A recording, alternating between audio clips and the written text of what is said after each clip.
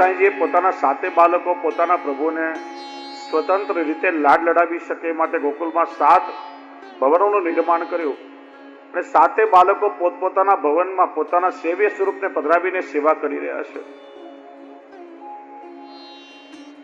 ગુસાઈજીને 7 બાળકોની જે સદનની શોભા છે તે રળિયામણી છે.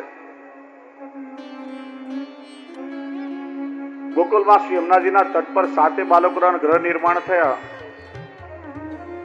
સન્મુખ શ્રી યમુનાજીના દર્શન થાય. યમુનાજીમાં તરંગો ઉઠી રહી છે.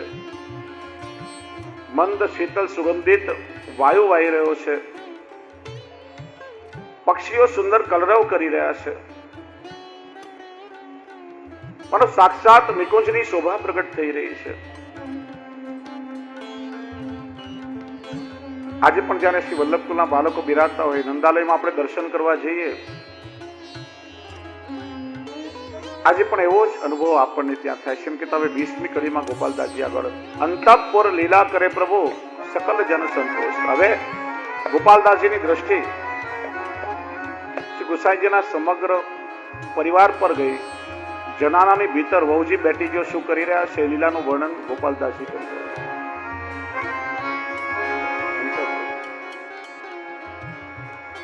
જો પ્રાચીન હસ્તપ્રતો અને નવી છપાયેલી પુસ્તકોમાં ક્રમ થોડો આગળ પાછળ જોવા મળશે.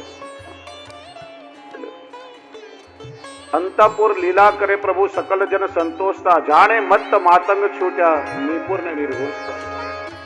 ગોપાલદાસજી શ્રી ગુસાઈજીના સમગ્ર પરિવારના હજી અડધો કલાકની વાર છે. બેસી જાઓ. આગળ બાળકોનો પ્રતાપ તો વર્ણવ્યો, પણ અંતઃપુર એટલે જનાનાની ભીતરની લીલાનું ગોપાલદાસજીએ વર્ણન કર્યું. શ્રી ગુસાઈજીના પરિવારના જે વહુજી બેટીજીઓ છે એમના પ્રત્યે ગોપાલદાસજી પોતાનો અહોભાવ વર્ણવી રહ્યા છે. અને વૈષ્ણવોને વલ્લભકુલ પરિવાર પ્રત્યે કેવો ભાવ હોવો જોઈએ એ આપણને સમજાવી રહ્યા છે. શ્રી ગોકુલનાથજીના જે વહુજી હતા અને વર્ષની આપની શોભા હતી, સુંદરતા હતી.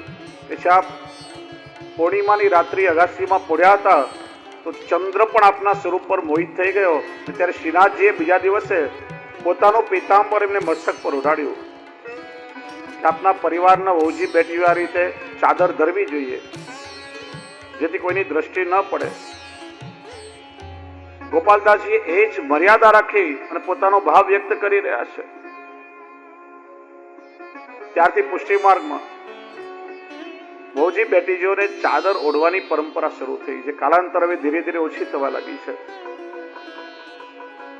જનાનાની ભીતર વહુજી બેટીજીઓ ઠાકોરજીની કોઈની કોઈ સેવામાં પ્રવૃત્ત છે. કોઈ વસ્ત્રની સેવા કરી રહ્યા છે, કોઈ આરતી ભરી રહ્યા છે, કોઈ ઠાકોરજી માટે પુષ્પની માલાઓ સિદ્ધ કરી રહ્યા છે,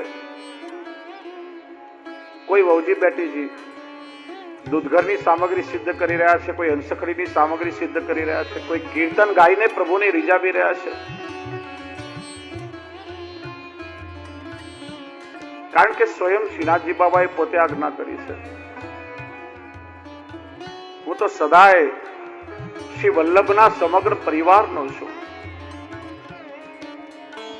અને સદગરાનો પ્રસંગ બધાએ શ્રવણ કર્યો છે કે જે રીતે સદગરામાં શ્રીનાથજી બાબાએ શ્રી ગુસાઈજીના પરિવારનું સમર્પણ સ્વીકાર્યું છે. ખેલના દિવસોમાં ઠાકોરજીને ખેલાવીને જે સર્વસ્વ સમર્પણ કર્યું, એક નાનકડા બેટીજીની પાસે ભૂલથી નાકની વાળી નાકની નથ રહી ગઈ તો શ્રીજી બાબાએ માગીને લઈ લીધી.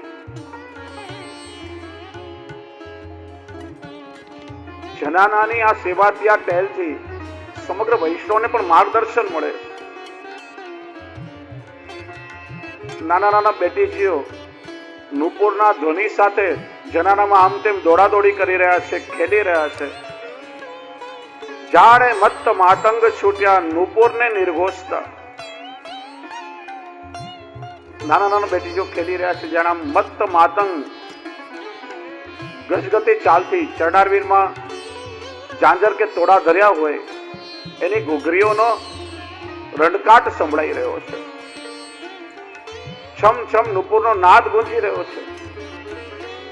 આજે પણ એવી પદ્ધતિ છે કે વહુજી બેટી જયારે ઠાકોરજીની સેવામાં હાથ પવિત્ર કરવા પધારે ત્યારે એ ઘુઘુરીઓ વાળા નુપુર કે તોડા ચરણારવિંદમાં ધરે કે ઘુઘુરિયા નુપુર થી બધા સેવક પહેલવા સાવધાન થઈ જાય, કોઈ મર્યાદા છૂટી ના જાય.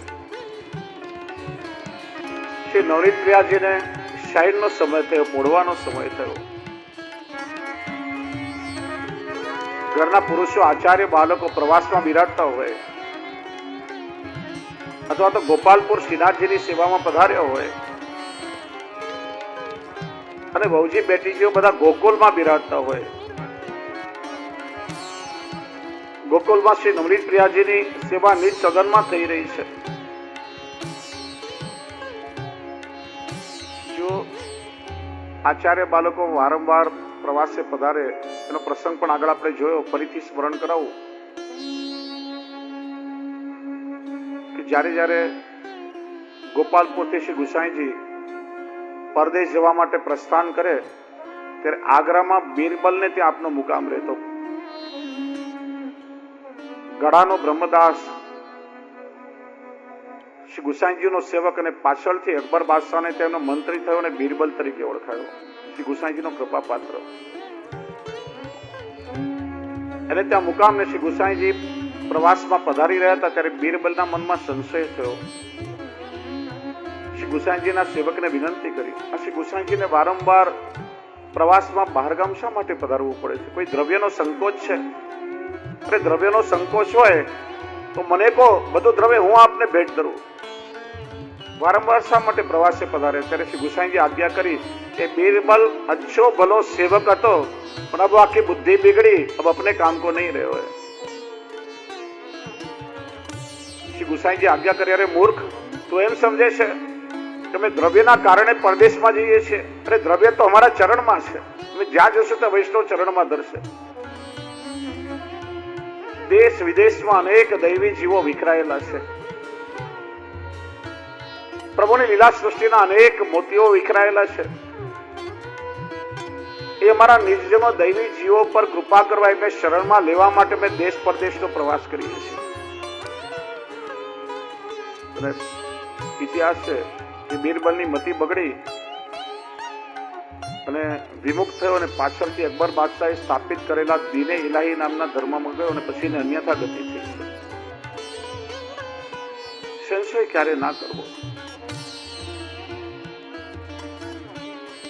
જ્યારે આચાર્ય બાળકો પ્રવાસમાં પધાર્યા હોય કે ગોપાલપુર શ્રીનાથજીની સેવામાં પધાર્યા હોય